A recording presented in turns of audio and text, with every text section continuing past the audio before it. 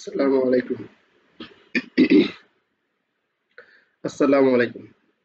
আমরা আজকে দেখব এমএফএস এর মনিটারি অ্যান্ড ফাইন্যান্সিয়াল সিস্টেমের মডিউল 3 এর ফাইন্যান্সিয়াল সিস্টেম। ফাইন্যান্সিয়াল সিস্টেমে আমরা গতদিন পর্যন্ত আলোচনা করেছিলাম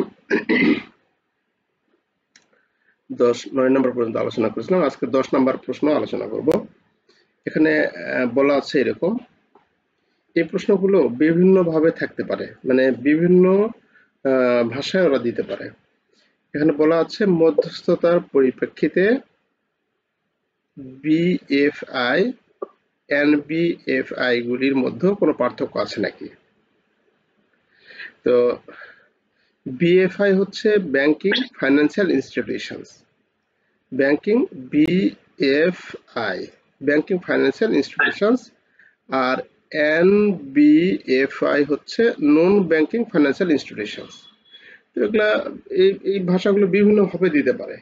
মোট কথা যে ব্যাংকিং যে প্রতিষ্ঠান এবং নন ব্যাংকিং যে প্রতিষ্ঠান, এই ব্যাংকিং নন ব্যাংকিং এর মধ্যে মধ্যস্থতার ক্ষেত্রে, যেমন কাউকে লোন দিলে ব্যাংক যে মধ্যস্থতা কারবারি হিসেবে কাজ করে, এইরকম মধ্যস্থতা কারবারি হিসেবে এই দুজনের মধ্যে পার্থক্য কি আছে সেটা আমাকে বলছে।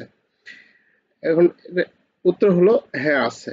মধ্যস্থতার ক্ষেত্রে বিএফআই ব্যাংকিং আর্থিক প্রতিষ্ঠান বা ব্যাংকিং ফাইন্যান্সিয়াল ইনস্টিটিউশনস এবং এনবিএফআই নন ব্যাংকিং আর্থিক প্রতিষ্ঠান বা ফাইন্যান্সিয়াল ইনস্টিটিউশনস এর মধ্যে পার্থক্য রয়েছে। বিএফআই হলো আর্থিক প্রতিষ্ঠান যারা জনসাধারণের কাছ থেকে আমানত গ্রহণ, ঋণ, ক্রেডিট এবং অন্যান্য আর্থিক পরিষেবা প্রদানের জন্য লাইসেন্স প্রাপ্ত। তাহলে বাংলাদেশ ব্যাংক কর্তৃক আমাদের ব্যাংকিং কার্যক্রম যদি কেউ চালাতে চায়, তাহলে বাংলাদেশ ব্যাংক কর্তৃক আমাদের কি লাগে? সার্টিফিকেট লাগে, তাই না? যে আমরা ব্যাংকের শাখা খুললে সেখানেও আমাদের বাংলাদেশ ব্যাংকের অনুমোদন লাগে, আবার নতুন ব্যাংক চালু করতে গেলেও সেখানে বাংলাদেশ ব্যাংকের অনুমোদন লাগে। তাহলে বিএফআই করতে গেলে আমাদের অবশ্যই লাইসেন্স প্রাপ্ত হতে হবে। এগুলি দেশের কেন্দ্রীয় ব্যাংক দ্বারা নিয়ন্ত্রিত হয়। আমানতকারীদের তহবিলের নিরাপত্তা নিশ্চিত করতে একটি নির্দিষ্ট স্তরের রিজার্ভ বজায় রাখতে হয়। বিএফআই এর উদাহরণগুলির মধ্যে রয়েছে বাণিজ্যিক ব্যাংক, সঞ্চয় ব্যাংক এবং ক্রেডিট ইউনিয়ন। এরকম আমাদের বিএফআই এর মধ্যে ব্যাংকিং ফাইন্যান্সিয়াল ইনস্টিটিউশনস এর মধ্যে আমাদের রয়েছে, যে অর্থাৎ বিভিন্ন ধরনের যে ব্যাংকগুলো রয়েছে সেই ব্যাংকগুলো হচ্ছে আমাদের বিএফআই। অন্যদিকে নন বিএফআই হলো, এটা আমাদের খুব মজার একটা বিষয়, যে বিএফআই এবং নন বিএফআই গুলো আমাদের দুটোই আমাদের মধ্যস্থতা কারবার হিসেবে কাজ করে, কিন্তু দুটার পরিচালনার ধরন দুই রকম। বিএফআই হচ্ছে যেটা ব্যাংকিং ফাইন্যান্সিয়াল ইনস্টিটিউশনস, যেটা ব্যাংকিং কার্যক্রম পরিচালনা করতে গেলে অবশ্যই বাংলাদেশ ব্যাংক অনুমোদন লাগবে এবং জনসাধারণের আমানতের নিশ্চয়তা বাবদ বাংলাদেশ ব্যাংকে তার কিছু শতাংশ জমা রাখতে হয়। আর অন্যদিকে এনবিএফআই হলো নন ব্যাংকিং ফাইন্যান্সিয়াল ইনস্টিটিউশন হলো আর্থিক প্রতিষ্ঠান যারা জনসাধারণের কাছ থেকে আমানত গ্রহণ না করে আর্থিক পরিষেবা প্রদান করে। পরিবর্তে তারা অন্য উপায়ে তহবিল সংগ্রহ করে, যেমন বন্ড, ইকুইটি শেয়ার বা ব্যাংক, অন্যান্য আর্থিক প্রতিষ্ঠান থেকে ধার নেওয়ার মাধ্যমে। তারা কেন্দ্রীয় ব্যাংক এবং অন্যান্য নিয়ন্ত্রক সংস্থা দ্বারা নিয়ন্ত্রিত হয়। এনবিএফআই এর উদাহরণের মধ্যে রয়েছে বীমা কোম্পানি, পেনশন তহবিল, মিউচুয়াল ফান্ড, লিজিং কোম্পানি, এইরকম। তারা জনসাধারণের কাছ থেকে এই যে ব্যাংকগুলো কি করে, বিএফআই এগুলা কি করে, জনসাধারণের কাছ থেকে আমানত সংগ্রহ করে, ডিপিএস করে, জনসাধারণের কাছ থেকে ডিপিএস এর মাধ্যমে আমানত সংগ্রহ করে, এফডিআর করে জনসাধারণ সেখানে ব্যাংকে গিয়ে টাকা রাখে, তাই না?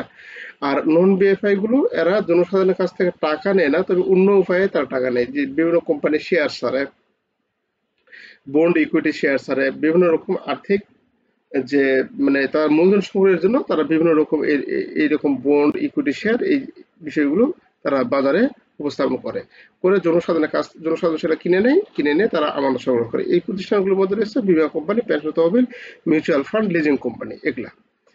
তাহলে এই দুটাই, এখানে ব্যাংক যেমন বিএফআই যেমন মানুষদেরকে লোন দেয়, তেমনি আমাদের এই নন বিএফআই এরাও কিন্তু মানুষদেরকে, বিভিন্ন লিজিং কোম্পানি কি করে, মানুষদেরকে টাকা দেয়। বিভিন্ন কোম্পানি, বিভিন্ন মিউচুয়াল ফান্ড এরা কি করে মানুষদের বিভিন্ন চড়া রেটে কি করে লোন দিয়ে থাকে। তাহলে দুটা প্রতিষ্ঠানে বিএফআই এবং নন বিএফআই, এনবিএফআই দুটা প্রতিষ্ঠানে কিন্তু জনসাধারণের কাছে আর্থিক মধ্যস্থতা কারবারি হিসেবে কাজ করে। তো এই দুটা প্রতিষ্ঠানের ধরন আপনাকে বুঝতে হবে, যদি বোঝেন তাহলে লিখতে পারবেন। এই এই কথাগুলো যদি আপনি এই বিএফআই এর এটা এবং নন বিএফআই এটা লেখার পর আপনি যদি লিখতে পারেন, নিচে এক লাইন দিয়ে লিখে শেষ করতে পারেন এটা। তো আগে বুঝতে হবে বিএফআই এবং নন বিএফআই কি, এই জিনিসটা আপনার আগে বোঝা দরকার। তো এখানে অনেক বড় লেখা আছে যে কি কারণে আমাদের আর্থিক মধ্যস্থতা কারবার হিসেবে কাজ করে। তো বিএফআই এবং নন বিএফআই এর মধ্যে পার্থক্য হলো যে বিএফআই গুলি ভগ্নাংশ রিজার্ভ মানে শতাংশ রিজার্ভ ব্যাংকিং প্রক্রিয়ার মাধ্যমে অর্থ তৈরি করতে সক্ষম হয়, যেখানে তারা রিজার্ভের একটি অংশ রেখে তাদের প্রাপ্ত আমানতের একটি নির্দিষ্ট পরিমাণ ধার দিতে পারে। তাহলে বিএফআই এবং নন বিএফআই এর মধ্যে পার্থক্য হলো বিএফআই কি করে বাংলাদেশ ব্যাংকের 13% করে এডি রেশিও যেটাকে বলে 13% রিজার্ভ জমা রেখে বাদ বাকি কত 87% কি করতে পারে লোন দিতে পারে। সে কথা এখানে বলা আছে যে বিএফআই গুলি রিজার্ভের ব্যাংকিং প্রক্রিয়ার মাধ্যমে অর্থ তৈরি করতে পারে সক্ষম হয়, যেখানে তারা রিজার্ভে একটি অংশ রেখে প্রাপ্ত আমানতের একটি নির্দিষ্ট পরিমাণ ধার দিতে পারে। তাহলে বাংলাদেশ ব্যাংক যেটা কি করে একজন কাস্টমারের কাছ থেকে যদি 100 টাকা সে সংগ্রহ করে, 100 টাকা যদি জমা করে একজন কাস্টমার, তাহলে 100 টাকার সম্পূর্ণ টাকাই কিন্তু ব্যাংক লোন দিতে পারে না। এখান থেকে 13% বাংলাদেশ ব্যাংকে জমা রাখতে হবে, আর বাদ বাকি 87 টাকা মানে 13 টাকা বাংলাদেশ ব্যাংকে জমা রাখতে হবে, আর 87 টাকা কি করতে হবে জনসাধারণকে লোন দিতে পারবে। সে কথা এখানে বলা আছে। এর মানে হলো যে তারা ক্রেডিট তৈরি করতে পারে, মানে ঋণ তৈরি করতে পারে, ক্রেডিট বলতে ঋণ তৈরি করতে পারে এবং অর্থ সরবরাহ প্রসারিত করতে পারে। অর্থ যে সরবরাহটা, এই অর্থ সরবরাহটা আরো বৃদ্ধি করতে পারে, বিভিন্ন লোকজনের মাধ্যমে ক্রেডিট দেওয়ার ফলে অর্থ সরবরাহটা বৃদ্ধি করতে পারে। অন্যদিকে এনবিএফআই এর ক্ষমতা নেই এবং তারা অন্যান্য উৎস থেকে তহবিল সংগ্রহের উপর নির্ভরশীল। এনবিএফআই এর এই ক্ষমতাটা নেই এবং তারা অন্যান্য তহবিল থেকে এই তহবিল সংগ্রহের উপর নির্ভরশীল। উদাহরণস্বরূপ এখানে যেটা বলা আছে, উদাহরণস্বরূপ ধরা যাক একটি ছোট ব্যবসায় সরঞ্জাম কেনার জন্য একটি ঋণ প্রয়োজন। তারা একটি বাণিজ্যিক ব্যাংকে যেতে পারে, যা একটি বিএফআই এবং একটি ঋণের জন্য আবেদন করতে পারে। ব্যাংক তারপর ব্যবসার ঋণ যোগ্যতা মূল্যায়ন করবে, অনুমোদিত হলে ব্যবসার টাকা ধার দিবে মানে ঋণ দিবে।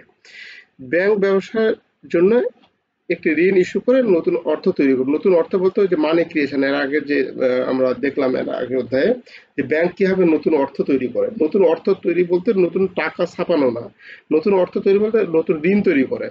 ঋণ তৈরি করা বলতে লোকজন বিভিন্ন প্রকার যে ঋণ দেয়, ঋণ দেওয়ার ফলে মানি ক্রিয়েশন তৈরি করে ব্যাংক, সেই ঋণ দেওয়া বোঝায় আর কি, যা ব্যবসার সরঞ্জাম কেনার জন্য ব্যবহৃত হতে পারে। অন্যদিকে যদি মিউচুয়াল ফান্ডে বিনিয়োগ করতে চান তবে একটি এনবিএফআই যেতে হবে। মিউচুয়াল ফান্ড শেয়ার কেনার মাধ্যমে বিনিয়োগকারীদের কাছ থেকে তহবিল সংগ্রহ করবে এবং তারপর সেই অর্থ বিভিন্ন আর্থিক সম্পদ যেমন স্টক, বন্ড, রিয়েল এস্টেটে বিনিয়োগ করতে ব্যবহার করবে। মিউচুয়াল ফান্ডের অর্থ তৈরি করার ক্ষমতা নেই এবং বরং বিনিয়োগের উদ্দেশ্যে তহবিল সরবরাহ করার জন্য বিনিয়োগকারীদের উপর নির্ভরশীল। তো এখানে আমাদের বলা শেষে যে যদি বিএফআই এবং নন বিএফআই উভয়ই আর্থিক মধ্যস্থতা পরিষেবা প্রদান করে, প্রধান পার্থক্য হলো ক্রেডিট তৈরি করে, মানে ব্যাংক হচ্ছে ক্রেডিট তৈরি করে আর হচ্ছে ক্রেডিট তৈরি করে অর্থ সরবরাহ করে, আর এদের নন বিএফআই গুলো ক্রেডিট তৈরি করতে পারে না, মানে ঋণ দিতে পারে না। এরা অন্যের কাছ থেকে ঋণ নিয়ে এরা তাদের ব্যবসায়িক কার্যক্রম পরিচালনা করে। তাহলে দুটাই আর্থিক মধ্যস্থতা কারবার হিসেবে কাজ করে। একটা হচ্ছে বিএফআই, সর্বশেষ কথা হচ্ছে বিএফআই ব্যাংকিং ফাইন্যান্সিয়াল ইনস্টিটিউশনস, এরা কি করে ঋণ দিতে পারে। আর নন বিএফআই এনবিএফআই এগুলা কি করে ঋণ দিতে পারে না। এইটুকুই আমাদের মনে রাখতে হবে, ঋণ দিতে পারে না, এটা হলো মূল পার্থক্য। তো আমাদের এনবিএফআই গুলি জনসাধারণের কাছ থেকে ঋণ গ্রহণ করে সেগুলো বিভিন্ন জায়গায় বিনিয়োগ ফান্ডে খাটাতে পারে তারা। আর এরা জনসাধারণের কাছ থেকে ঋণ গ্রহণ করে আবার জনসাধারণকে ঋণ দিতে পারে। তো দুটোই হচ্ছে আমাদের কাছে মধ্যস্থতাকারী প্রতিষ্ঠান। তো এই প্রশ্নগুলি বিভিন্ন অ্যাঙ্গেলে আসতে পারে। আপনাকে ধরতে হবে বিএফআই না নন বিএফআই, এই জিনিসটা আপনাকে ধরতে হবে। তো ধরতে পারলে আপনি অ্যান্সারগুলো করতে পারবেন এবং এর উপর যে ধরনের প্রশ্ন দেখ না কেন আপনি বানিয়ে লিখতে পারবেন। এই অধ্যায়গুলো এই সাবজেক্টের অনেক কোশ্চেন কিন্তু বানিয়ে আপনি লিখতে পারবেন, কিন্তু ওই বিষয়গুলো আপনাকে ধরতে হবে। তারপরে আছে কেন ঘাটতি অর্থনৈতিক ইউনিটগুলি অর্থের পরোক্ষ মোডের জন্য পছন্দ করে। এখন দেখেন এখানে একটা বিষয়, এই প্রশ্নগুলো যদি আমরা ধরতে পারি তাহলে আমরা অ্যান্সার সহজে বানিয়ে লিখতে পারবো। দেখুন প্রশ্নটা কি বলছে এখানে, ঘাটতি অর্থনৈতিক ইউনিটগুলি। এখানে ঘাটতি অর্থনৈতিক ইউনিটগুলি বলতে কি বোঝায়? যারা ঋণ নিবে, ঋণ গ্রহীতা, যাদের ঋণের প্রয়োজন, যাদের টাকা মানে ব্যবসা বাণিজ্য শুরু করার জন্য পর্যাপ্ত টাকা নেই, অর্থাৎ ঋণ গ্রহীতা বা ঋণ প্রত্যাশী। তাহলে ঋণ প্রত্যাশী এরা কি ঘাটতি অর্থনৈতিক ইউনিট। আর পরোক্ষ মোড বলতে, এই অর্থের পরোক্ষ মোড বলতে কি বোঝায়? এর আগে পড়ছিলাম অর্থের প্রত্যক্ষ মোড কি, আত্মীয় স্বজন, পাড়া প্রতিবেশী, এই জিনিসগুলো হচ্ছে আমাদের অর্থের প্রত্যক্ষ মোড। আর পরোক্ষ মোড কোনগুলা? যেগুলো হচ্ছে ব্যাংকের কাছ থেকে ঋণ গ্রহণ করে। মানুষ কি করে? মানুষ প্রথমে ব্যাংকে টাকা জমা দেয়, তারপরে ব্যাংক কি করে? বিভিন্ন জায়গায় ঋণ প্রদান করে থাকে। তাহলে পরোক্ষ মোডটা হচ্ছে কি? ব্যাংক। তাহলে এখানে খেয়াল করুন, এখন এই দুটো মানে যদি আপনি জানতে পারেন তাহলে আপনি লিখতে পারেন। তাহলে কেন ঋণ গ্রহীতা বা ঋণ প্রত্যাশীরা অর্থের পরোক্ষ মোডের জন্য পছন্দ করে? তাহলে অর্থের পরোক্ষ মোডের জন্য পছন্দ করে। তাহলে এখানে আমাদের এইভাবে আসতে পারে, কেন ঋণ প্রত্যাশী অর্থের জন্য মানে ঋণ গ্রহণের জন্য ব্যাংককে পছন্দ করে। তাহলে ব্যাংককে পছন্দ করে মানে একই, আবার পরোক্ষ মোড বলতে একই বোঝাবে। হ্যাঁ, আবার ঘাটতি ইউনিটগুলো এখানে এইভাবে দিতে পারে, ঘাটতি ইউনিটগুলো, কারণ এই প্রশ্নগুলো বোঝানো মানে নিজে ধরাও একটা বিরাট ব্যাপার। যদি আপনি ধরতে পারেন তাহলে লিখতে পারবেন। তাহলে ঘাটতি ইউনিটগুলো বলতে আপনি ঋণ প্রত্যাশী বা ঋণ গ্রহীতা যারা তাদের ব্যবসা শুরুর জন্য পর্যাপ্ত মূলধন ঘাটতি রয়েছে বা নগদ অর্থের ঘাটতি রয়েছে, সেই ধরনের ইউনিটকে বোঝাবে। আর পরোক্ষ মোড বলতে এত। এখন এরকম প্রশ্ন কিন্তু আমরা আগে অনেক দেখে আসছি। তাহলে এখানে আমরা প্রত্যক্ষ মোড কোনগুলো? প্রত্যক্ষ মোড হচ্ছে আত্মীয় স্বজন, গ্রামের মহাজন, এইরকম বিষয়গুলো, যাদের কাছ থেকে সরাসরি টাকাটা আমরা নিই। অর্থাৎ ঋণ গ্রহীতা, এই প্রশ্নটা কিন্তু আগে আলোচনা করা হয়েছে। ইনি হচ্ছে ঋণ গ্রহীতা, ইনি ব্যবসা শুরু করতে চাই। এখন গ্রামের লোকের কাছ থেকে যদি নেয় তাহলে সরাসরি টাকাটা নিচ্ছে, সরাসরি সে টাকাটা নিয়ে ব্যবসা শুরু করবে। আর সে যদি ব্যাংক থেকে টাকাটা নেয়, কি করবে? সাধারণ লোকজন কি করে? ব্যাংকে টাকা জমা রাখে, তারপরে ব্যাংক ঋণ গ্রহীতাকে ঋণ দেয়। তার মানে কি? এই যে টাকাটা পাচ্ছে পরোক্ষ ভাবে পাচ্ছে, মানে আরেকজনের টাকা ব্যাংকে রাখছে, ব্যাংক আবার কি করছে? সে টাকাটা ধার দিচ্ছে। এটা হচ্ছে পরোক্ষ মোড। তাহলে এটা কেন পছন্দ করে? এই যে ঋণ প্রত্যাশী, ইনি ঋণ প্রত্যাশী বা ঋণ গ্রহীতা, ইনি একে পছন্দ করে না আর এনাকে পছন্দ করে, মানে ব্যাংককে পছন্দ করে কেন? এটা আমাদের বুঝতে হবে, লিখতে হবে। এর আগে অনেকবার আমরা কিন্তু আলোচনা করেছি। তাহলে এখানে এর কাছে ইন্টারেস্ট রেট বেশি, সেই জন্য এর কাছ থেকে নেবে না। আর ব্যাংকের কাছে ইন্টারেস্ট রেট কম থাকবে, ব্যাংকের কাছে দলিলপত্র থাকবে, একটা এভিডেন্স থাকবে, ব্যাংকের কাছে বিভিন্ন সৎ পরামর্শ পাওয়া যাবে। তারা আর্থিক উপদেষ্টা হিসেবে বা আর্থিক পরামর্শকারী হিসেবে ব্যাংক কাজ করে। ব্যাংকে নগদ তহবিলের পর্যাপ্ততা রয়েছে, যে কোনো মুহূর্তে আমরা নগদ তহবিল সেখান থেকে আমরা পেতে পারি। এইরকম ভাবে আমরা অনেক ধরনের পয়েন্ট আমরা কিন্তু পূর্বে কিন্তু আলোচনা করে আসছি এই অধ্যায়ে, তাই না? এইভাবে আপনি বানিয়ে লিখতে পারবেন, মানে একজন মহাজনের তুলনায় একজন ঋণ গ্রহীতা কেন ব্যাংকে বেশি পছন্দ করবে, এই জিনিসটা আমরা এখানে বানিয়ে লেখার চেষ্টা করবো আর কি। এখানে লেখা আছে মূলধনের এক্সেস, পর্যাপ্ত পরিমাণ আমরা মূলধন পেতে পারি। আপনার ব্যবসা করার জন্য দেখা যাচ্ছে 2 কোটি টাকা প্রয়োজন, কিন্তু আপনি কি ইন্টারেস্টের উপর গ্রামের মহাজনের কাছে 2 কোটি টাকা পাবেন? পাবেন না, হয়তো 2-4-5 লাখ টাকা পাবেন, কিন্তু 2 কোটি টাকা পাবেন না। এই জন্য বলছে বৃহত্তম মূলধনের এক্সেস। তারপর হচ্ছে মূলধনের কম খরচ, সেখানে আপনি কম ব্যয়ে আপনি নিতে পারেন, ব্যাংক থেকে আপনি টাকা নিতে পারেন। তারপর হচ্ছে তহবিলের উৎসের বৈচিত্র্যকরণ। বৈচিত্র্যকরণ এই পয়েন্টগুলো কিন্তু বারবার ব্যবহৃত হয়, এই যে পয়েন্টগুলো। তাহলে তহবিলের উৎসের বৈচিত্র্যকরণ, বৈচিত্র্যকরণ বলতে যে বিভিন্ন ফান্ড থেকে বা বিভিন্ন জায়গা থেকে আপনি তহবিলটা সংগ্রহ করতে পারেন, ব্যাংক থেকে বিভিন্ন ফান্ড থেকে তহবিলটা সংগ্রহ করতে পারেন। পেশাগত দক্ষতা, ব্যাংকে যারা কাজ করে তাদের পেশাগত দক্ষতা রয়েছে এবং তারা বিভিন্ন জ্ঞানের অধিকার রয়েছে, কোন ব্যবসায় কি টাকা খাটাইতে হবে না হবে, যে কথা আমি বললাম, যে তারা ব্যাংকার আর্থিক পরামর্শদাতা হিসেবে কাজ করে। এছাড়া আরো আপনি অনেক ধরনের পয়েন্ট এখানে দিতে পারেন। আপনি বিভিন্ন এভিডেন্স, স্থায়ী এভিডেন্স থাকে, দলিল পত্র, দলিল দস্তাবেজ তাদের কাছ থেকে পাওয়া যায় যে কোনো মুহূর্তে। আপনি ধরেন 2024 সালের জানুয়ারি 5 তারিখে কি লেনদেন করেছেন, আপনি মানে কত টাকা লেনদেন করেছেন, সেটা কিন্তু আমরা মানে সেটা যদি আমাদের ব্যাংকিং আওয়ার হয়ে থাকে বা ব্যাংকিং কর্মদিবস হয়ে থাকে, তাহলে সেই দিনে আমরা কত টাকা লেনদেন করেছি সেটা কিন্তু আমরা ব্যাংকে গেলে স্টেটমেন্টের মাধ্যমে বুঝতে পারবো। তো এইরকম আমাদের এভিডেন্স থাকে, এরকম অনেক ধরনের সুবিধা রয়েছে, যার কারণে ঋণ গ্রহীতা এই যে গ্রাম্য মহাজনকে পছন্দ না করে, একে পছন্দ না করে ব্যাংকে পছন্দ করে। আচ্ছা,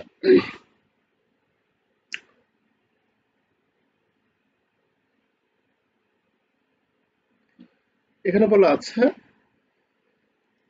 যে অর্থনৈতিক কারণগুলির জন্য আর্থিক মধ্যস্থতাকারীরা আমানতকারী এবং ঋণ গ্রহীতা উভয়কে ভালো পরিষেবা দিতে সক্ষম এবং যুক্তিসঙ্গত মুনাফা অর্জন করতে সক্ষম হয়েছে তা বর্ণনা করুন।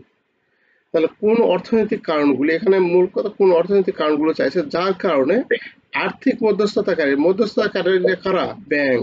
মধ্যস্থতাকারীরা কারা? এটা হচ্ছে ব্যাংক। হ্যাঁ, ব্যাংক। তাহলে যে অর্থনৈতিক কারণে ব্যাংক সমূহ বা ব্যাংক আমানতকারী, মানে যারা জমা করে, আমানতকারী এবং ঋণ গ্রহীতা উভয়কেই ভালো আর্থিক পরিষেবা দিতে সক্ষম হয়েছে। ব্যাংক কি কারণে ভালো আর্থিক সেবা পরিষেবা দিতে সক্ষম হয়েছে? ডিপোজিটর এবং যারা ঋণ গ্রহীতা তাদেরকে, এবং যুক্তিসঙ্গত মুনাফা অর্জন করতে সক্ষম হয়েছে তা বর্ণনা করুন। অনেক ভালো একটি প্রশ্ন হয়েছে। অনেক ভালো একটি প্রশ্ন। তো এখানে আমাদের তাহলে কোন ধরনের কারণ রয়েছে? প্রথম কারণ হচ্ছে দক্ষতা। তাহলে আর্থিক মধ্যস্থতাকারীরা ঝুঁকি মূল্যায়ন এবং পরিচালনার ক্ষেত্রে বিশেষ দক্ষতা এবং জ্ঞান তৈরি করেছে। তারা ঋণ গ্রহীতাকে ক্রেডিট যোগ্যতা আরো ভালোভাবে মূল্যায়ন করতে এবং সর্বোচ্চ আয়ের জন্য মূলধন বরাদ্দ করতে সক্ষম হয়েছে। মানে আর্থিক মধ্যস্থতাকারীরা মানে ব্যাংকাররা কি করছে? ঝুঁকি মূল্যায়ন এবং পরিচালনার ক্ষেত্রে অনেক দক্ষতা এবং অনেক জ্ঞান বা অনেক ধরনের কাজে তারা পারদর্শী। তো এই ঝুঁকি মূল্যায়নের ক্ষেত্রে ঋণ গ্রহীতা কোন খাতে ক্রেডিট দেওয়া যাবে, কোন খাতে দেওয়া যাবে না, কখন দেওয়া যাবে, কখন দেওয়া যাবে না, হ্যাঁ, বা কত পরিমাণ দেওয়া যাবে, এই যে জিনিসগুলো তারা অ্যানালাইসিস করে এবং তারা বিভিন্ন রকম একটা ফরম্যাটে ফেলে তারা ইয়ে করে, যে ক্যালকুলেশন করে যে তাকে কত টাকা কি দেওয়া যাবে। এই যে একটা দক্ষতা, এই দক্ষতা হচ্ছে এই দক্ষতার কারণে তারা সঠিকভাবে সঠিক লোককে ঋণ দিতে পারে, যার কারণে যুক্তিসঙ্গত বা তারা একটা ভালো মুনাফা অর্জন করতে পারে। বৈচিত্র্যকরণ, বৈচিত্র্যকরণ বলতে যে বিভিন্ন খাতে তারা লোন দিতে পারে। এই ব্যাংকগুলি বিভিন্ন খাতে লোন দিতে পারে। যেমন কিরকম খাতে? যে আপনি কৃষি খাতে লোন দিলেন, কৃষি খাতে যে লোন চায় তাকে লোন দিলেন, যে পোল্ট্রি শিল্প আছে তাকে লোন দিলেন, যে হচ্ছে রাইস মানে আপনার চালের জন্য অটো রাইস তাদের লোন দিলেন, এরকম কাপড়ের ব্যবসায়ী আছে তাদের লোন, এইরকম বিভিন্ন টাইলসের কারখানা সেখানে এরকম বিভিন্ন সেক্টরে আপনি লোনগুলো দিতে পারেন। এই যে বিভিন্ন সেক্টরের লোনগুলো দিচ্ছেন, এটার নাম হচ্ছে বৈচিত্র্যকরণ।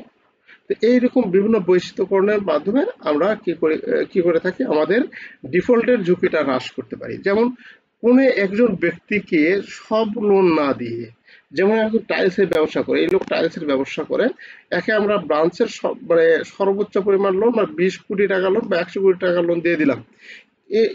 এ কি করলো, এনে দেখা যাচ্ছে কোনো কারণে টালসি ব্যবসা ধরা খাইলো, তাহলে কি হবে, তাহলে আমাদের পুরো ব্রাঞ্চটাই কিন্তু ফল করবে। কিন্তু আমরা যখন ওই 100 কোটি টাকায় বিভিন্ন খাতে যখন দেব, তখন একটা কোনো খাত যদি ফল করে তাহলে অন্যান্য খাত ফল করবে না, অন্যান্য খাত থেকে আমরা রিটার্নটা পাবো। তাহলে এটা হচ্ছে, এটার নাম হচ্ছে বৈচিত্র্যকরণ।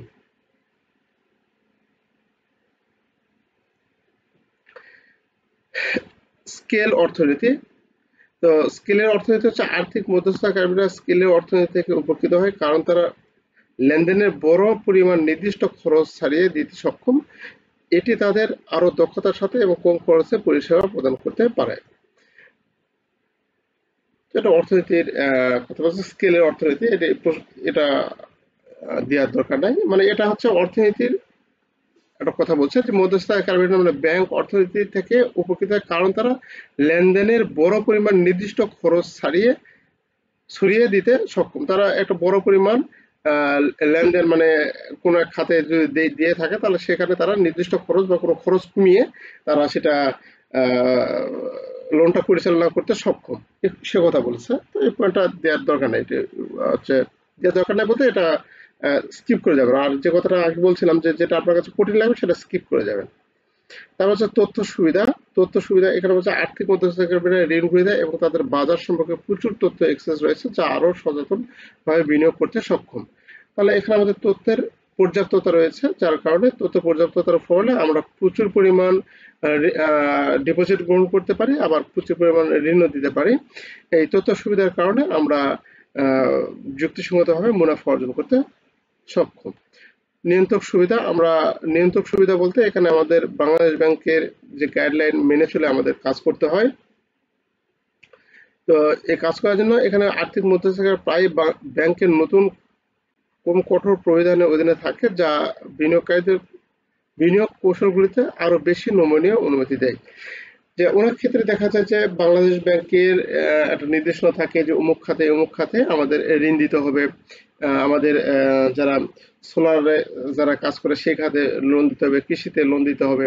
এই কিছু সেক্ষেত্রে কিছু শিথিলতা করে, এই শিথিলতার কারণে আমরা সেখানে লোন দিতে পারি এবং এইরকম নিয়ন্ত্রক সুবিধা দেয়, মানে বাংলাদেশ ব্যাংক কিছু সুবিধা দিয়ে থাকে, যার কারণে আমরা আমানতকারী এবং ঋণ গ্রহীতা উভয় ভালো সেবা দিয়ে আমরা যুক্তিসঙ্গত মুনাফা অর্জন করতে পারি। ঝুঁকি ভাগাভাগি, তরল প্রবিধান, উদ্ভাবন, নেটওয়ার্ক প্রভাব, এরকম ভাবে পয়েন্ট আছে এখানে 9টি 10টি। তো আমরা মোটামুটি 5টি পয়েন্ট পর্যন্ত আমরা কিন্তু এখানে দেওয়ার চেষ্টা করব, বানিয়ে দেওয়ার চেষ্টা করব। আর তার আগে আমার যেটা রিকোয়েস্ট থাকবে, অবশ্যই প্রশ্নটা আগে বুঝবেন, বুঝে লেখার চেষ্টা করবেন।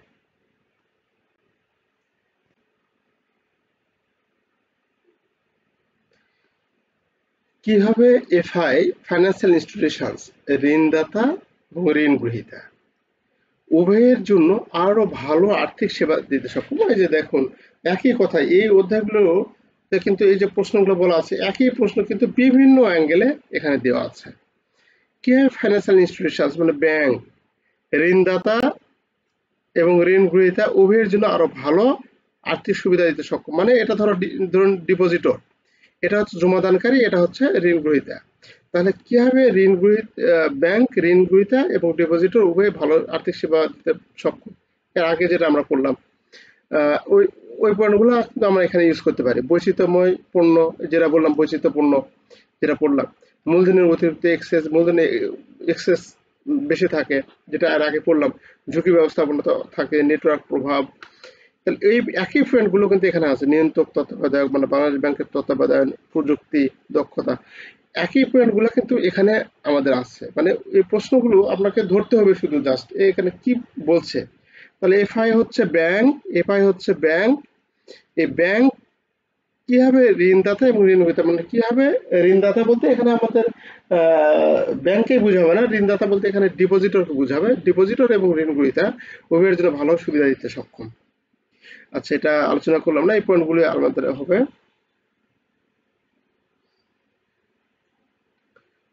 আচ্ছা, আর্থিক প্রতিষ্ঠান বলতে কি বোঝায়, বিএফআই এবং নন বিএফআই এর মধ্যে মিল এবং পার্থক্যগুলি আলোচনা করো। আর্থিক প্রতিষ্ঠান বলতে কি বোঝায়, বিএফআই ব্যাংকিং ফাইন্যান্সিয়াল ইনস্টিটিউশনস এবং নন বিএফআই এর মধ্যে মিল চাইছে আর অমিল চাইছে, তাই না? মানে পার্থক্য চাইছে আবার মিলও চাইছে। আর্থিক প্রতিষ্ঠান বলতে কি বুঝি, এটা এক লাইনে আপনাকে লিখে শেষ করতে হবে, মোটামুটি এক লাইনে লিখে। আগে যেটা বললাম স্যার, বিএফআই আর নন বিএফআই এর পার্থক্য, ওই আলোচনার মতো ওই জিনিসটা এখানে দিলেই তো। হ্যাঁ হ্যাঁ হ্যাঁ হ্যাঁ, ওই জিনিসটা এখানে দিলে হবে। আর্থিক প্রতিষ্ঠান এক লাইনে লিখে সেখানে আপনি আপনার মতো করে এক লাইন লিখে আপনি শেষ করে দেবেন। এটা আর্থিক প্রতিষ্ঠান বলতে এমন সংস্থাগুলোকে বোঝায় যেগুলো ব্যক্তি, ব্যবসা, সরকারের আর্থিক পরিষেবা প্রদান করে। এই পরিষেবাগুলোর মধ্যে রয়েছে আমানত সংগ্রহ, ধার দেওয়া মানে ঋণ দেওয়া, লেনদেন সহজ করা, বিনিয়োগের সুযোগ প্রদান, এরকম। তো এখানে অনেক কিছু লেখা আছে। আর্থিক প্রতিষ্ঠান বলতে যারা আর্থিক পরিষেবা প্রদান করে তারা। তো এখানে আমাদের পার্থক্য চেয়েছে, আবার মিল চেয়েছে। তো মিলটা আমরা একটু করে দেখি, দুইটার মধ্যে মিল কি কি। বিএফআই এবং এনবিএফআই উভয় ব্যক্তি, ব্যবসা এবং সরকারকে আর্থিক পরিষেবা প্রদান করে, মানে দুটাই আর্থিক পরিষেবা প্রদান করে। উভয় ধরনের প্রতিষ্ঠানে সরকার কর্তৃক নিয়ন্ত্রিত, যাতে আইনি এবং নৈতিক সীমার মধ্যে কাজ করে। এনবিএফআই উভয়ই তাদের অফার করা পরিষেবার জন্য ফি, সুদের হার চার্জ করে রাজস্ব তৈরি করে। আর্থিক ব্যবস্থা এবং সামগ্রিক অর্থনৈতিক মসৃণ কার্যকারিতার জন্য উভয় ধরনের প্রতিষ্ঠান অপরিহার্য। এটা হচ্ছে মিল দুটার মধ্যে। অমিল আমাদের অনেক ধরনের অমিল আছে। তো এখানে আমাদের পার্থক্য যেটা বললেন, পার্থক্যটা এখানে আপনি দিতে পারেন, এর আগে যেটা দেখছি আমরা। ফাইন্যান্সিয়াল পার্থক্যটা আমরা দেখলাম না। তো financial system, what is financial system? এটা আর্থিক ব্যবস্থা বলতে কি বুঝি আমরা? আর্থিক ব্যবস্থা, তো আর্থিক ব্যবস্থা হলো প্রতিষ্ঠান, বাজার, মধ্যস্থতাকারীদের একটি নেটওয়ার্ক, যা ব্যক্তি, ব্যবসা এবং সরকারের মধ্যে তহবিল এবং আর্থিক সম্পদের বিনিময় সহজতর করে। তাহলে এটা হচ্ছে আর্থিক ব্যবস্থা, হচ্ছে আমাদের প্রতিষ্ঠান, বাজার এবং মধ্যস্থতাকারীদের একটি সামগ্রিক একটি নেটওয়ার্ক, যারা কি করে, যারা জনসাধারণকে বা ব্যবসায়ীকে বা সরকারকে তারা আর্থিক পরিষেবাগুলো প্রদান করে থাকে। এতে সঞ্চয়, বিনিয়োগ অ্যাকাউন্ট, ঋণ, বন্ড, স্টক, বীমা নীতির মধ্যে আর্থিক পণ্য পরিষেবাগুলি অন্তর্ভুক্ত রয়েছে। আচ্ছা, তো মূল কথা এখানে বলা আছে, আর্থিক প্রতিষ্ঠান বাজার মধ্যস্থতাকারী নেটওয়ার্ককে বোঝায়, যা সঞ্চয়কারী, ঋণগ্রহীতার মধ্যে তহবিল প্রবাহ, বিনিয়োগ এবং অর্থনৈতিক বৃদ্ধির জন্য মূলধন বরাদ্দের সুবিধা দেয়। এত কিছু যদি আপনার মনে না থাকে, জাস্ট আর্থিক ব্যবস্থা হলো আপনার আর্থিক সেবা প্রদান, যে একটা মোটামুটি এটা নেটওয়ার্ককে বোঝাবে, যে কোনো একটা প্রতিষ্ঠান, আর্থিক ব্যবস্থা হলো প্রতিষ্ঠান, বাজার এবং মধ্যস্থতাকারী একটি নেটওয়ার্ক বা একটা চক্র, যেখানে ব্যবসা, সরকার এবং ব্যক্তিদের মধ্যে আর্থিক পরিষেবাগুলি প্রদান করে।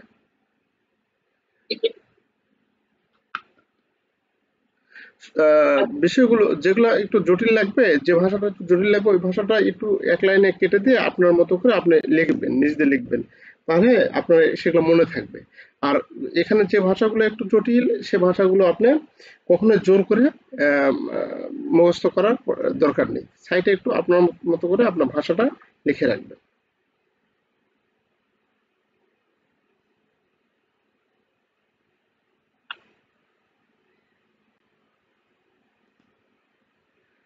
আচ্ছা, এখানে আর্থিক মুদ্রা এবং অর্থ প্রদান,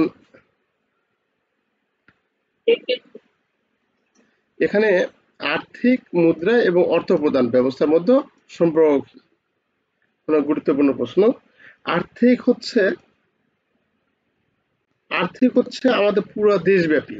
মুদ্রা হচ্ছে আমাদের দেশের যে মুদ্রা আছে, সে মুদ্রার প্রচলনের নিয়ম নীতি, মুদ্রা কত প্রচলন হবে, কত যোগান দেব, কত চাহিদা থাকবে, সেই সম্পর্ক নীতি। আর অর্থ প্রদান হচ্ছে আমরা এক পার্টি আরেক পার্টিকে যে টাকাটা প্রদান করবে, এই প্রদানের যে বিভিন্ন রকম ব্যবস্থা থাকে সেটা।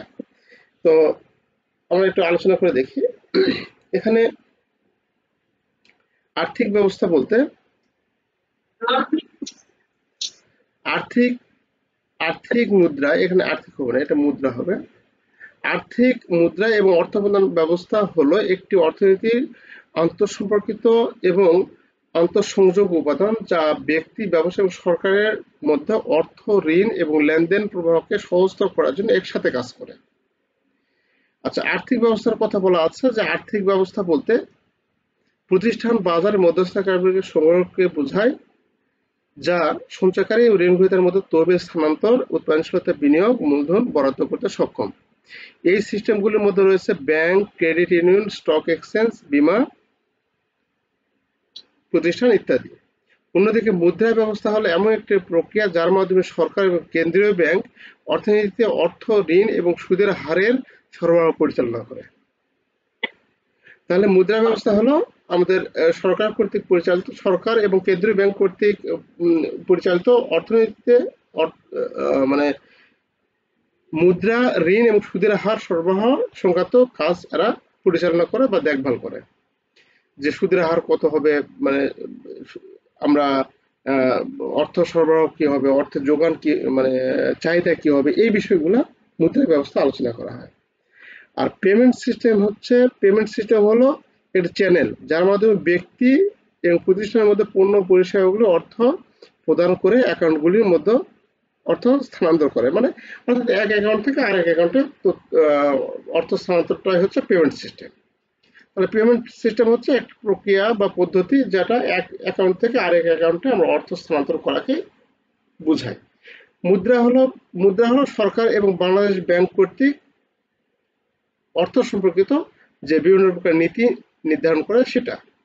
আর আর্থিক ব্যবস্থা হলো সমগ্র দেশের প্রতিষ্ঠান, বাজারের মধ্যস্থতাকারীদের একটা কি মধ্যস্থতাকারীদের একটি কি বলে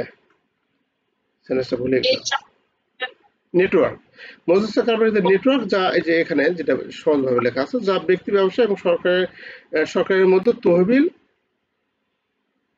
বা আর্থিক পরিষেবাগুলি কি করে, সরবরাহ করে বা আর্থিক কার্যাবলী সম্পাদন করে। তাহলে এই তিনটা আপনার যদি আপনি বোঝেন তাহলে আর্থিক ব্যবস্থা, মুদ্রা ব্যবস্থা এবং পেমেন্ট সিস্টেম, এই তিনটা ব্যবস্থা আপনাকে যদি জানেন তাহলে আপনি এটা সহজে লিখতে পারবেন। এদের মধ্যে সম্পর্ক কি?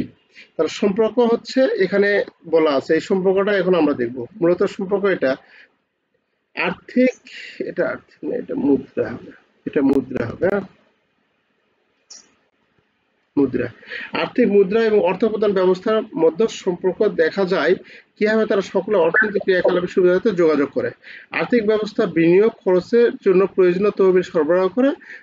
যখন আর্থিক ব্যবস্থা স্থিতিশীল এবং বৃদ্ধি নিশ্চিত করতে ঋণের সরবরাহ ব্যয় পরিচালনা করে। অর্থ প্রদান ব্যবস্থা তহবিল স্থানান্তর সক্ষম করে, পক্ষগুলির সাথে লেনদেন সহজতর করে, একইভাবে অর্থনৈতিক বিনিময় সম্ভব। তাহলে এখানে বলা আছে, এটা ডবল হয়ে গেছে বারবার, এটা হচ্ছে মাঝখানে একটা মুদ্রা। আর্থিক মুদ্রা এবং অর্থ প্রদান ব্যবস্থা হলো অর্থনীতিতে আন্তঃসংযোগ উপাদান যা অর্থের প্রবাহ, ক্রেডিট এবং লেনদেনের সুবিধার্থে একসাথে কাজ করে এবং শেষ পর্যন্ত অর্থনৈতিক বৃদ্ধি এবং স্থিতিশীলতা বজায় রাখে। তাহলে আপনাকে আর্থিক অবস্থা, মুদ্রা ব্যবস্থা এবং অর্থ প্রদান ব্যবস্থা, এটা আপনার যদি আপনি লিখতে পারেন তাহলে আপনি এটার মধ্যে সম্পর্কটা আপনি ধরতে পারবেন।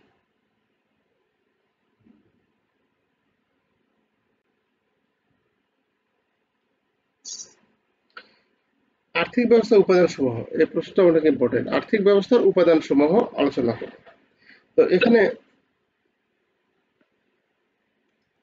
আর্থিক ব্যবস্থা হলো একটি বিস্তৃত শব্দ, অর্থনীতিতে অর্থ ও মূলধনের প্রবাহকে সহজতর করে এমন উপাদানকে অন্তর্ভুক্ত করে। আর্থিক ব্যবস্থার প্রধান উপাদানগুলি নিচে আলোচনা করা হলো। এক হচ্ছে আর্থিক উপকরণ সম্পদ, আর্থিক উপকরণ বা সম্পদ সমূহ। তারপরে আছে আর্থিক প্রতিষ্ঠান সমূহ। আর্থিক ব্যবস্থা উপাদান, আর্থিক উপকরণ বা সম্পদ সমূহ, আর্থিক প্রতিষ্ঠান সমূহ, মধ্যস্থতাকারী এবং আর্থিক বাজার এই চারটি উপাদানের সমন্বয়ে আমাদের আর্থিক ব্যবস্থা গঠিত। আর্থিক উপকরণের মধ্যে আমাদের এখানে আপনি এই চারটা পয়েন্ট একটু মনে রাখার চেষ্টা করতে হবে। আর্থিক উপকরণ বলতে বিভিন্ন ধরনের আর্থিক পণ্যকে বোঝায় যা ব্যক্তি, কর্পোরেশন এবং সরকারকে বিনিয়োগ, সঞ্চয় এবং মূলধন বাড়াতে ব্যবহার করে। তাহলে এই উপকরণগুলো কি কি? এই যে stock, bond, mutual fund, exchange, তারপরে আছে বিকল্প, অপশন, ফিউচার, পণ্য, মুদ্রা, ডেরিভেটিভস, এরকম বিভিন্ন রকম আছে। আপনার স্টক, বন্ড, মিউচুয়াল ফান্ড, এই তিনটাতেই ইত্যাদি লিখে দিবেন। তাহলে আর্থিক উপকরণের মধ্যে আমাদের রয়েছে যে স্টক, বন্ড, মিউচুয়াল ফান্ড, এইরকম। তাহলে আর্থিক উপকরণ কাকে বলে? যে আর্থিক উপকরণ হচ্ছে এক ধরনের আর্থিক পণ্য। আর্থিক উপকরণ বা সম্পদ বলতে আমরা বিভিন্ন ধরনের আর্থিক পণ্যকে বোঝাই যা ব্যক্তি, কর্পোরেশন এবং সরকারকে সঞ্চয় এবং মূলধন বাড়াতে সাহায্য করে। কোনো একজন কিনে নেয়, আর একজন সেটা অর্থ সংগ্রহ করে। যদি আমাদের বন্ড কেউ কিনে নেয়, বন্ড যদি কারো কাছ থেকে কেউ কিনে নেয়, বন্ড ইনি বিক্রি করে, তার মানে কিনে নিল, আর এই কি করলো, টাকাটা সংগ্রহ করলো। সংগ্রহ করলে এই বন্ড কিনে নিল, তার মানে কি এই ব্যক্তি যদি বন্ড কিনে নেয়, এই ব্যক্তি কি করছে, টাকাটা সঞ্চয় করে রাখছে, সেখান থেকে প্রত্যেক মাসে মাসে ইন্টারেস্ট পাবে। আর কি করলো, এই হচ্ছে টাকাটা নিল, টাকাটা নিয়ে কি করলো, মূলধনটা বৃদ্ধি পেল, এই বিভিন্ন জায়গায় টাকাটা খাটাইবে এখন। তাহলে এই সে কথাগুলো আছে যে একজন সঞ্চয় করতে পারে, আবার মূলধনও বাড়াতে পারে। আচ্ছা, আর্থিক প্রতিষ্ঠানের মধ্যে এখানে আমাদের আর্থিক প্রতিষ্ঠান থাকবে। আমাদের এখানে আর্থিক ব্যবস্থার উপাদান চাইছে, মানে আর্থিক ব্যবস্থা কিভাবে তৈরি হয়। আর্থিক ব্যবস্থা হতে গেলে অবশ্যই আমাদের বিভিন্ন উপকরণ লাগবে, বিভিন্ন সম্পদ লাগবে। এর সাথে সম্পর্কিত বিভিন্ন প্রতিষ্ঠান থাকতে হবে, বিভিন্ন প্রতিষ্ঠান বা বিভিন্ন ব্যক্তি মালিকানা থাকতে হবে। তো আর্থিক প্রতিষ্ঠান হলো এমন সত্তা যা ঋণ গ্রহীতা এবং ঋণদাতাদের মতো তহবিল প্রবাহকে সহজতর করে। এটি সঞ্চয়কারীদের কাছ থেকে আমানত সংগ্রহ করে ঋণগ্রহীতাদের তহবিল ধার দেয় বা ঋণ দেয়। আর্থিক প্রতিষ্ঠানগুলির মধ্যে রয়েছে ব্যাংক, ক্রেডিট ইউনিয়ন, বীমা কোম্পানি, বিনিয়োগ ব্যাংক, হেজ ফান্ড ইত্যাদি। একটু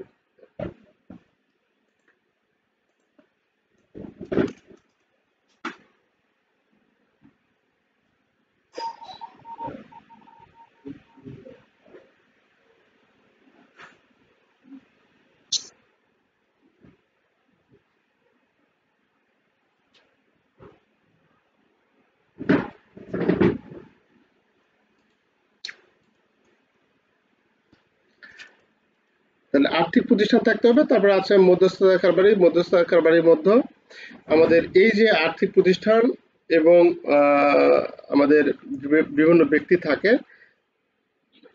বিভিন্ন ব্যক্তির মধ্যে আমরা কি করি, টাকা আদান প্রদান করি বা ফান্ড আমরা ট্রান্সফার করি। এই ফান্ড ট্রান্সফার করার জন্য বিভিন্ন মধ্যস্থতাকারী থাকে। সেই মধ্যস্থতাকারী হচ্ছে visa card, master card, PayPal, western union, এইরকম। এদের মাধ্যমে আমরা এই বিভিন্ন যে মধ্যস্থতাকারী, এদের মাধ্যমে আমরা টাকাটা সেটেলমেন্ট হয় বা আমরা টাকাটা এক পক্ষ থেকে আর পক্ষকে টাকাটা দিতে পারি। যেমন আমরা ডেবিট কার্ডের জন্য আমরা ভিসা কার্ড ইউজ করি, মাস্টার কার্ড ইউজ করি, পেপাল, আমরা বিদেশ থেকে টাকা আসলে আমরা ওয়েস্টার্ন ইউনিয়ন, পেপাল, এই বিষয়গুলো আমরা ইউজ করি। এরা হচ্ছে মধ্যস্থতাকারী। তারপরে থাকবে কি আর্থিক বাজার।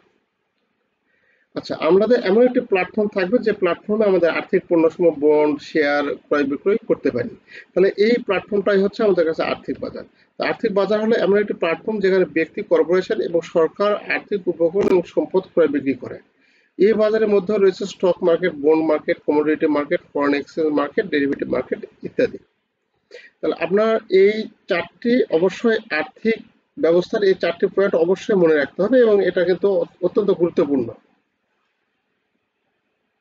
প্রশ্নটি।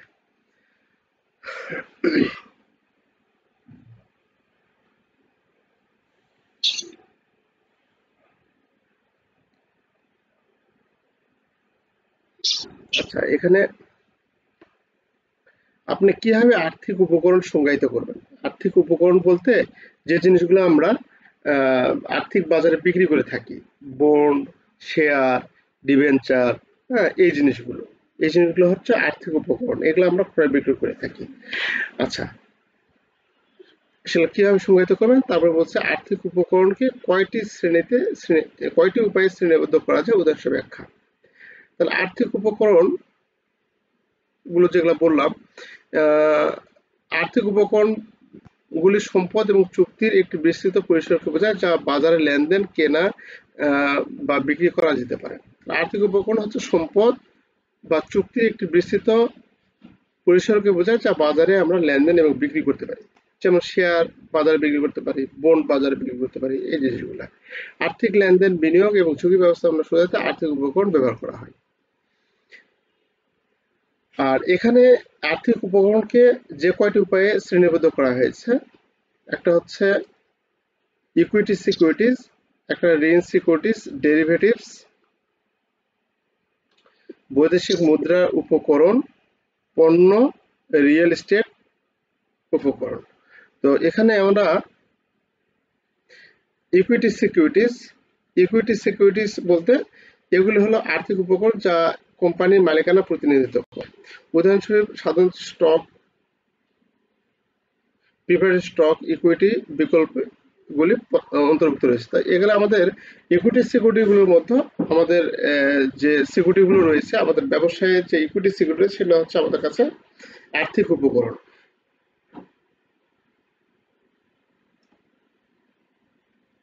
ইকুইটি সিকিউরিটিজ উপকরণ একটি কোম্পানির মালিকানার প্রতিনিধিত্ব করে। উদাহরণগুলির মধ্যে রয়েছে সাধারণ স্টক, মানে মোট কথা আমাদের সাধারণ স্টক বা শেয়ার ইস্যু, এই জিনিসগুলো আমরা লিখবো এখানে। Share issue, preferred stock, equity stock, এরকম। অর্থাৎ কোন স্টক সম্পর্কিত যে বিষয়গুলো, সেই বিষয়গুলো আমাদের এখানে ইকুইটি সিকিউরিটির মধ্যে আসবে। মালিকানা সিকিউরিটিস আর কি। মালিকানা সিকিউরিটিস কিসের মাধ্যমে হয়? বন্ডের মাধ্যমে মালিকানা সিকিউরিটি হয় না, শেয়ার ইস্যুর মাধ্যমে আমরা মালিকানা সিকিউরিটিসটা হয়। আর ঋণ সিকিউরিটিস হচ্ছে বন্ড, ডিবেঞ্চার, এগুলা হচ্ছে ঋণ সিকিউরিটিস, মানে ঋণ দেয়। তাহলে এইগুলি হলো আর্থিক উপকরণ যা ঋণের বাধ্যবাধকতাগুলিকে প্রতিনিধিত্ব করে। উদাহরণস্বরূপ রয়েছে বন্ড, ট্রেজারি বিল, বাণিজ্যিক কাগজ ইত্যাদি। তাহলে এই ঋণ সিকিউরিটিসের একটা নির্দিষ্ট বিনিয়োগকারীদের একটা নির্দিষ্ট ডেট থাকে এবং সেই নির্দিষ্ট ডেটের ম্যাচুরিটি ডেট থাকে এবং তার মাধ্যমে কত পার্সেন্ট ইন্টারেস্ট পে করতে হবে, অর্থাৎ সেখান থেকে রিটার্নের হারটা আমাদের উল্লেখ থাকে ঋণ সিকিউরিটিসে।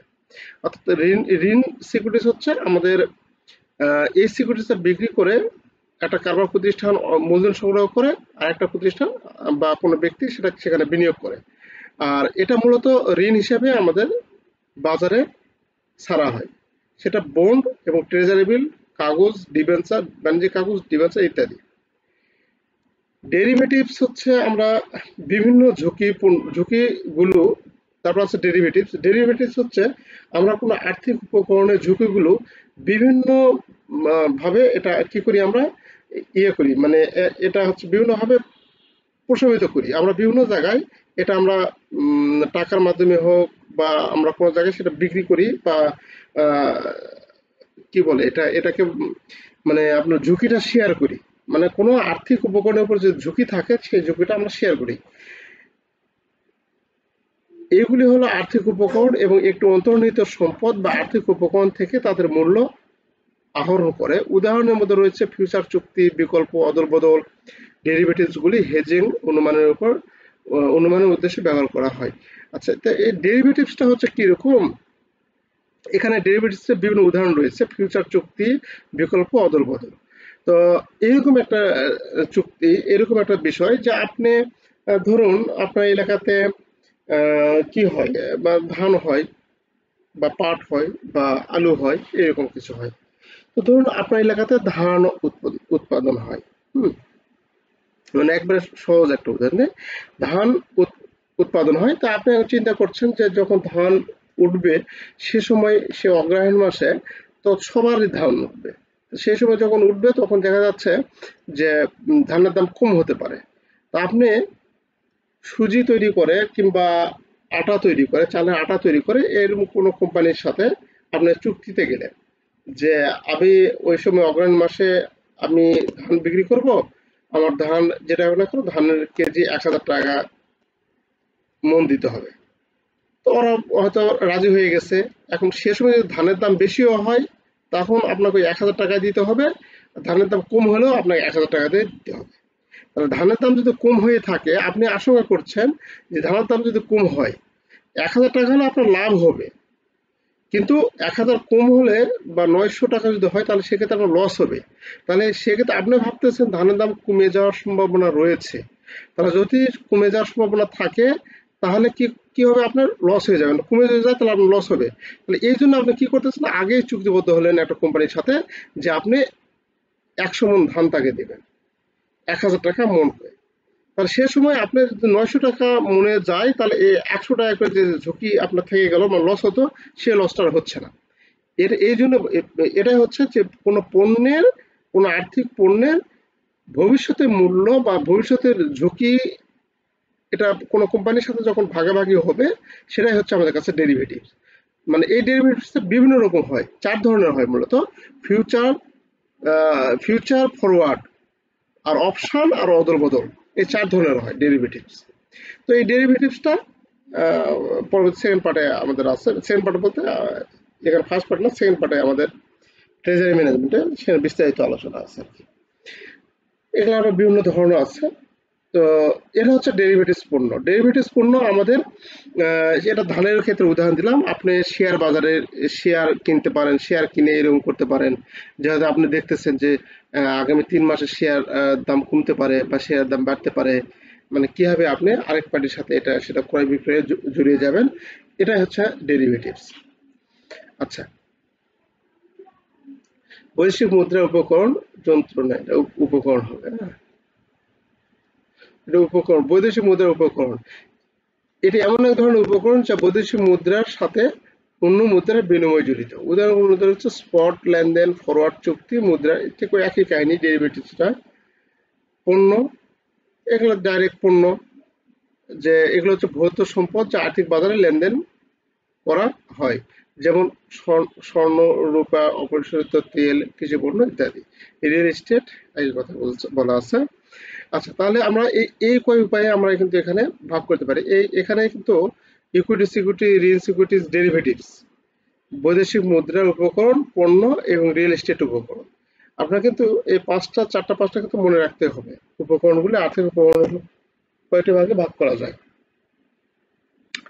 আচ্ছা, তাহলে আজকে এখানে এটা শেষ করি। আমরা আগামী দিন এই 19 নাম্বার থেকে দেখব সেকেন্ডারি ফাইন্যান্সিয়াল মার্কেটের উদ্দেশ্য কি। অনেক গুরুত্বপূর্ণ এবং বানিয়ে লেখার মতো সহজ আছে। তো আজকে তাহলে এটা এখানে শেষ করছি, ঠিক আছে? তো ভালো থাকবেন। আসসালামু আলাইকুম। ওয়ালাইকুম আসসালাম।